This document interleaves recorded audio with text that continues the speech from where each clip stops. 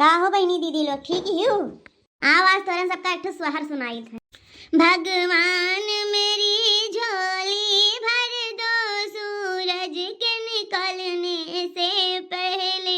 भगवान मेरी झोली भर दो सूरज के निकलने से पहले।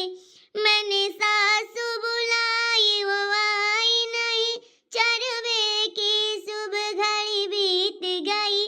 मैंने मम्मी बुला के सगुन किया सूरज के निकलने से पहले।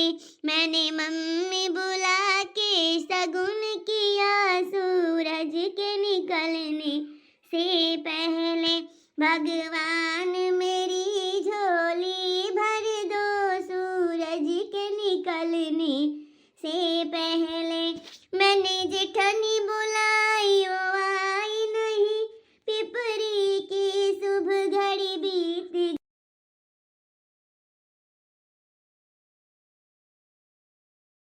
की सुबह घड़ी बीत गई। मैंने भाभी बुला के सगुन किया सूरज के निकलने से पहले।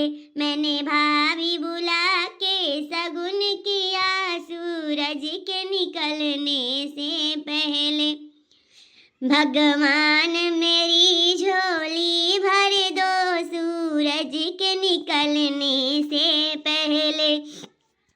मैंने ननदी बुलाई वो आई नहीं, कजरा की सुबह घड़ी बीत गई।